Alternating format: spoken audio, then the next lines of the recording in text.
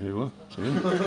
V'ata im tisach hadatam ve'im ayin mahanina misifrecha asher katavta. Là, Akadosh Baruch Hu veut détruire Am Israël, ils ont fait le Heta Egel, et Moshe Rabbeinu dit à Akadosh Baruch Hu, il dit si jamais tu les détruis, efface-moi ton livre. Je veux pas figurer dans ta Torah, je veux pas qu'on parle de moi ici. Je suis pas avec toi. Je suis pas avec toi si jamais tu détruis Am Israël. Et voilà que la question se pose comme ça. Hein. Arrête Moshe Rabbeinu. C'est-à-dire, il est conscient maintenant que Akadosh Baruch Hu n'est pas en train de les punir pour rien. C'est pas un stand comme ça, une colère où Hachem veut leur faire du mal et que toi tu viens prendre leur défense en disant efface-moi de ton livre. Parce qu'il faut comprendre la conséquence de ça. Effacer du livre d'Akadosh Baruch Hu, effacer de la Torah, c'est-à-dire c'est un hibou de nisri, c'est une perte éternelle. C'est-à-dire que Moshe Rabbeinu kaviachol, zéro mitnatek ma nisriut shelo. On l'oublie quoi. On oublie Moshe Rabbeinu, nigmar imasi pour shelo. Moshe Rabbeinu kaviachol est prêt mevater. Pourquoi? Tout ça pour sauver Am Israël. Sauver Am Israël, confronter les maasés. Confronter sauf. Comment on appelle ça? On appelle ça dans les midot nosé be'ol imchavero. Nosé be'ol imchavero, c'est-à-dire porter le joug qui vient accabler ton ami. Tu vois par exemple ton ami dans un matzav dans la vie où il y a un joug qui l'accable. Il accable, il a fait une erreur, il a fait une faute, il a fait quelque chose qu'il accable dans la vie, qui lui occasionne des problèmes. La Torah nous demande, et c'est ce qu'on apprend d'ici, et de là on comprend de là que c'est une misvat assez, c'est atzum, misvat d'oraïta. D'être nosé be'ol imchavero. C'est-à-dire que nous, on aurait pris ça, Rabotai, comme de la chassidoute. C'est la chassidoute, d'être sympathique avec les autres, d'avoir de l'empathie pour les autres, etc. Mais de là à dire maintenant qu'un homme, il doit être mevater, mamash à la chaim shelo, mevater à la ruchain shelo, pour pouvoir aider son ami, ça c'est machum yuchad. Et ça, on voit ça dans la Torah, que Moshe Rabbeinu est prêt à être mevater. Donc c'est-à-dire qu'imaginez-vous un petit peu combien cette misva est chashuva. Parce que s'il s'agissait d'une misva comme une misva classique, on va dire, attends, chayecha kolmim, il y a un klal, ta vie elle passe avant tout. Si on voit que Moshe Rabbeinu mevater à la chaim aruchanim shelo, ça veut dire que cette misva n'est pas comme les autres misvot, kavichol, elle est vraiment miuchedet par rapport aux autres misvot, et c'est pas stam comme ça, un lien comme ça. On remet dans la Gemara de Nedarim qu'un homme il a la misva de faire bikur cholim, mevaker et achol. Et là-bas c'est marqué que si jamais, quand il vient être mevaker le cholé, kavichol, il vient avec, comment dire, avec Kavana, il dit là-bas, il le libère à ce malade-là d'un 60e de sa maladie. C'est-à-dire, un 60e, c'est-à-dire, si jamais il y a 60 bonhommes qui viennent comme ça, ouais, il est guéri. Il est guéri par le Bikul Cholim.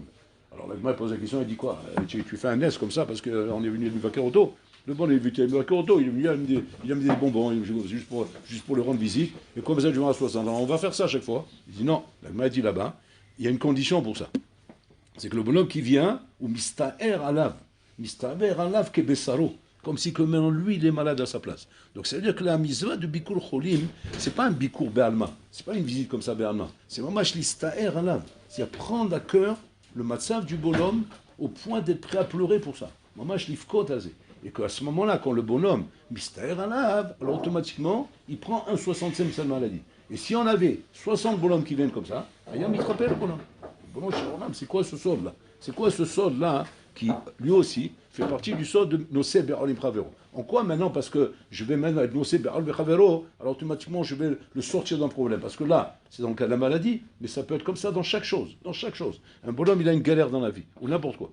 T'as Nosé Be'ol Imchavero, ça veut dire que tu prends à cœur son problème, Kavichol, et tu es affligé par ça. Eh bien, là, tu mets quel alav? Tu mets mais alav et ta baya. Et ça, il faut comprendre le inyan. Le inyan de nos Be'ol Imchavero qui enlève le inyan. Tout le cheshbon, il est comme ça. C'est qu'en fait, il y a la midat adin qui vient demander un cheshbon à la personne. La personne, il a fauté, il a fait quelque chose de roulé. Donc la midat adin, elle vient accabler la personne, et donc elle demande des comptes à la personne.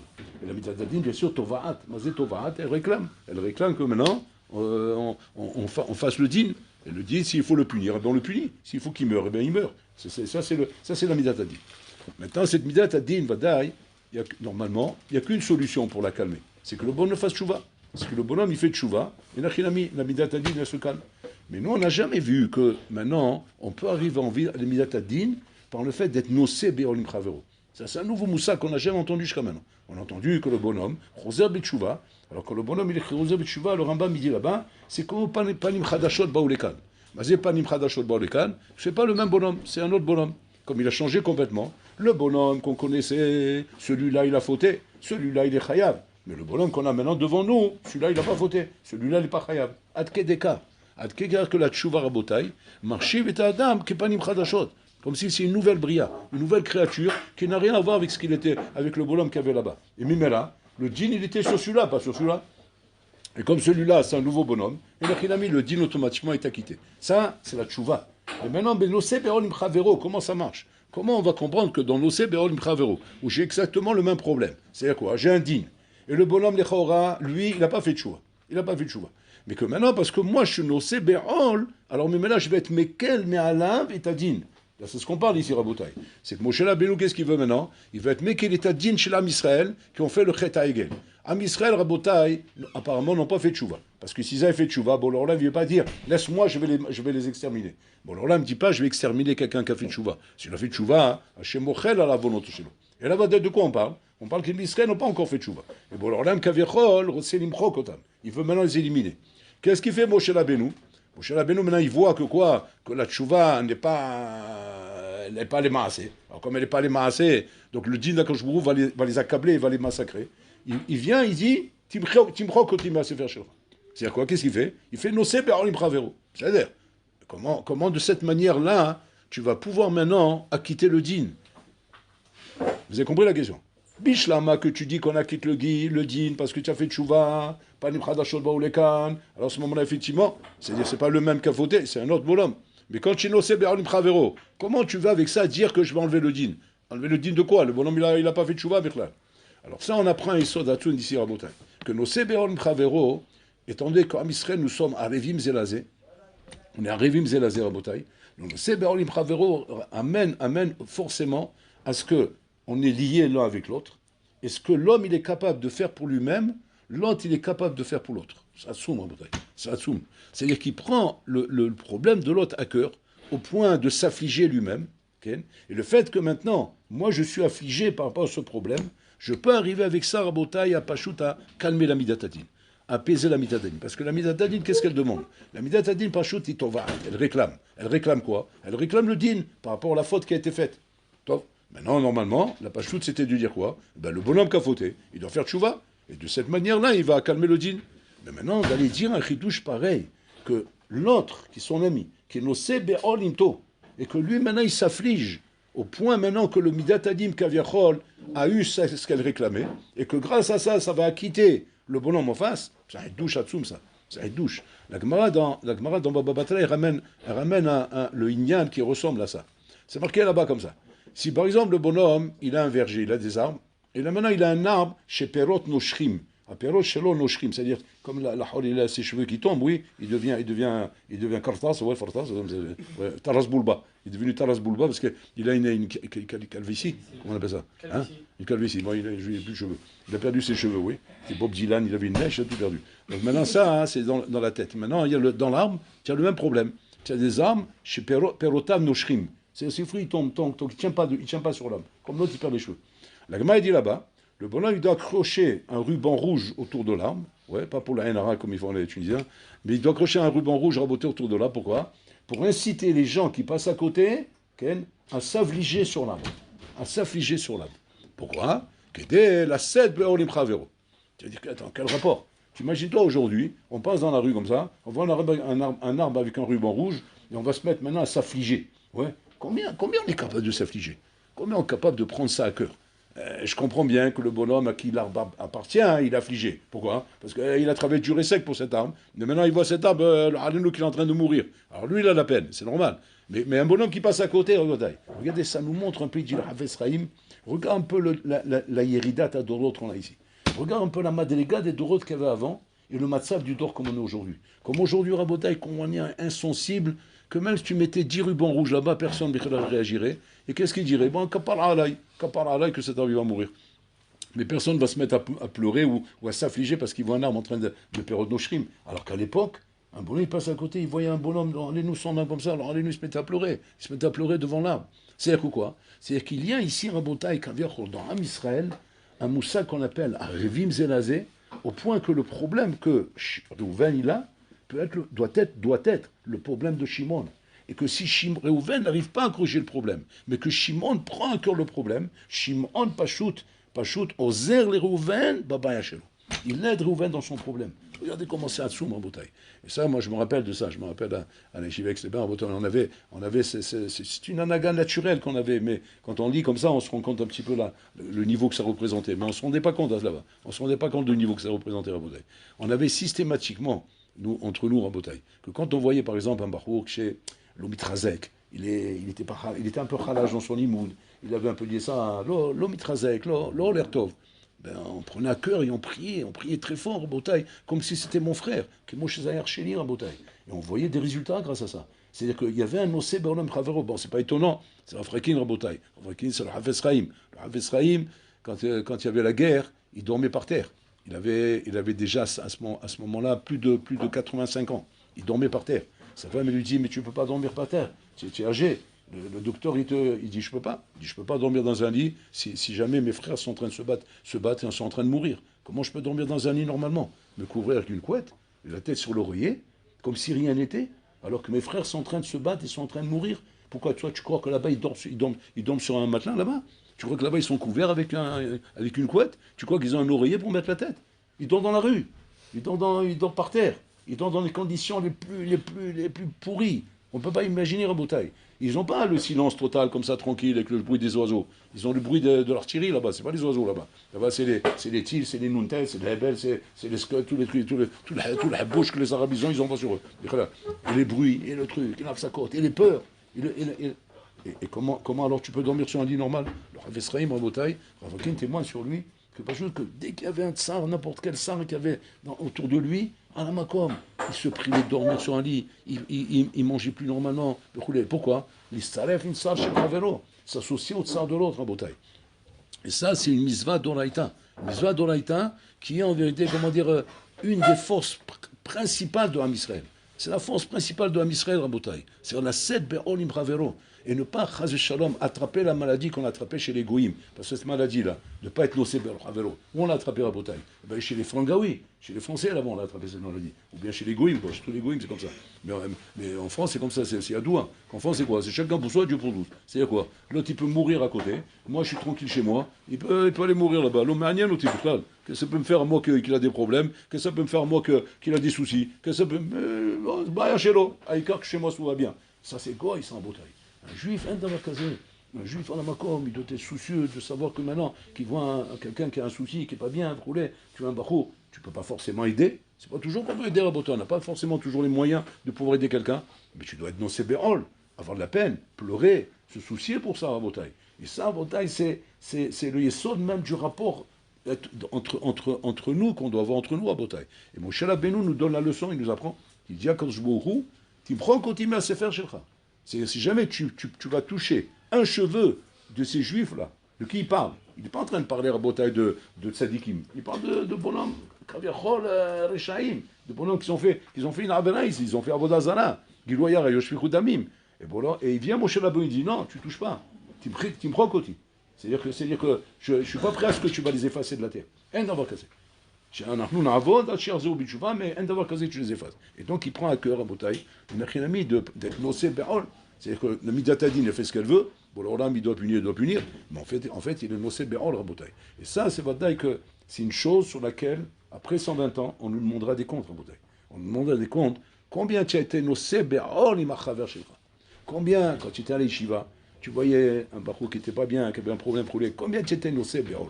Combien tu priais pour lui? Combien tu te souciais pour lui? Combien tu as pris à cœur son problème? Maintenant, prendre à cœur le problème, encore une fois, c'est pas un kavana que tu es capable de faire quelque chose. Parce que là, se trouve, tu peux rien faire. Des fois, c'est pas entre nos mains à Botaï. C'est Imenani Limili. En général, c'est entre les mains du bonhomme lui-même. C'est à lui de se prendre en main. Mais toi, tu peux faire quelque chose. C'est quoi? C'est prier. Prier, faire quelque chose à Botaï. Combien de fois à Botaï? On est sur la route, n'importe quoi vous voulez. On voit une ambulance passer. Et l'ambulance, elle fait la sirène comme ça. Alors tout le monde, il dit, pourquoi elle fait la sirène? Pas chaude. Comme ça, on lui laisse la route pour qu'elle puisse circuler. Parce que sinon, il y a un malade, il est en train d'agoniser dans l'ambulance, ouais, il va mourir. Et si maintenant, on va le laisser traîner dans les embouteillages, maintenant, il va mourir dans l'ambulance. Ou bien une femme qui accouche, allez nous. Alors il faut qu'elle puisse arriver. Donc qu'est-ce qu'on fait? Il met la sirène pour qu'on le laisse passer à la bataille. On entend la sirène. Pour nous, on a compris, la sirène, c'est pour le laisser passer. Mais un autre Richbon, la sirène, elle n'est pas seulement pour ça. Surtout que c'est Bororlam qui dirige le monde. Pourquoi elle est là, la sirène? Pour que tu entendes.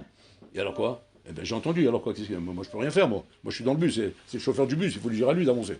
Moi, je suis dans le bus. Si je me lève, je commence à courir dans le bus. Eh bien, je sais pas, moi, je descends du bus, je me courir pour alléger le bus. Je sais pas qu'est-ce que tu veux que je fasse avec ça, moi.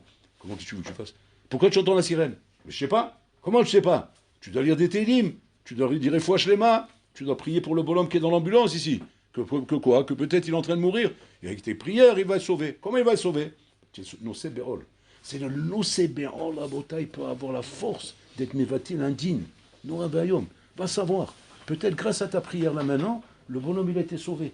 Le bonhomme a été sauvé parce qu'en fait il lui manquait un 60e pour se guérir, mais qu'il allait mourir parce que tu as fait une prière, maintenant tu l'as sauvé. Regardez combien on doit avoir cette sensibilité à la bataille. Ce regesh là, hein, doit avoir maman comment dire, si lève de s'intéresser l'un à l'autre et ne pas s'imaginer que ça passe comme ça à l'as, Rabotaï.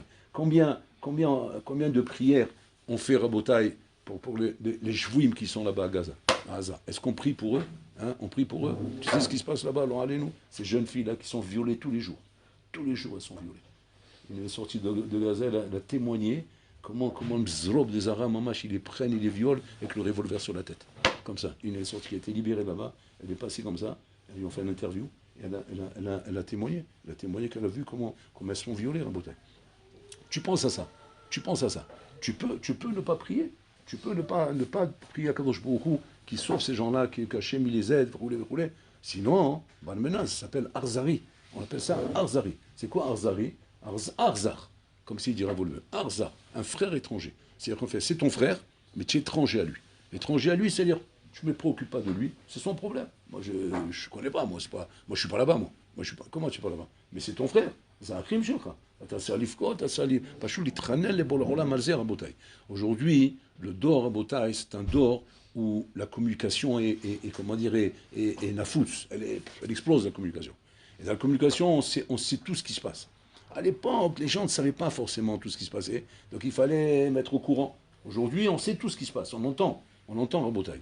Alors tiens le bonhomme, regardez la grande nafkamina. Tiens le bonhomme, par exemple, qui va entendre, il va regarder, il va entendre la radio, entendre les informations, entendre les problèmes qu'il y a. Donc, pour lui, ça reste de l'info.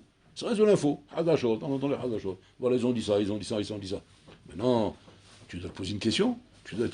Bon, ok, mis à part les Hadashot, pourquoi on me fait entendre tout ça? Pourquoi je dois être au courant de tellement de choses qui se passent dans le monde?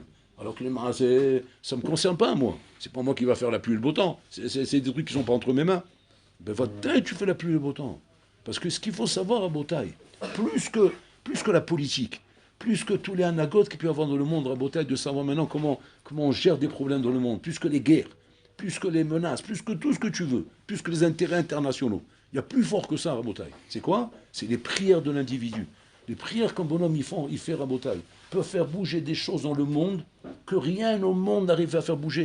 C'est-à-dire même des chefs d'État comme Biden, comme Trump, comme des trucs comme ça, des bonhommes qui ont tout entre leurs mains a priori à Botaï, ne peuvent même pas faire bouger d'un millimètre ce que toi tu peux faire bouger par une fila qui s'appelle Nosé Be'olim Pravero. Le Ravaillom à Botaï. Le Ravaillom que Moshe Rabbeinu il a sauvé un peuple entier. Pinhas, il a sauvé tout Am Israël. Pourquoi? Parce qu'il a pris en main Rabotaï la Kinat Hashem. Il a pris sa lance, il a été planté le Mzolob là-bas avec la Mzoloba là-bas, ouais. Et avec ça, qu'est-ce qu'il a dit? Bon, là, lui-même, il dit, je lui donne mon alliance de paix. Grâce à lui, je me suis retrouvé en paix avec Am Israël. Alors que Bolam, il était sur le point de massacrer tout Am Israël. Regardez, Rabotaï, les 9 Kamilot, Hatsumot, et les comptes qu'on pourra rendre après 120 ans, où Bolam va nous montrer, va te dire, pourquoi tu n'as pas prié là? Tu vas dire, attends, pour prier avec moi au monde? C'est pas qu'avec toi au monde, il manquait que ta prière à toi. Et voilà, il va te montrer comment ta prière aurait pu tout changer. Combien tu peux prendre ça à la légère? Combien tu peux t'imaginer? Après, le bonhomme, il se demande, Rabotaï, il y a des gens qui viennent de voir, mais fois, ils me disent, quelle motivation il faut qu'on ait dans la tfila? Voilà, j'ai pas de motivation dans la tfila. Je trouve pas de la motivation dans la tfila. Comme ça, plusieurs fois, des bonhommes viennent me dire ça. Alors, donnez-moi un conseil pour avoir de la motivation dans la tfila. Un bonhomme qui pose une question pareille, Rabotaï, sans porter de jugement, on comprend, vous êtes des jeunes.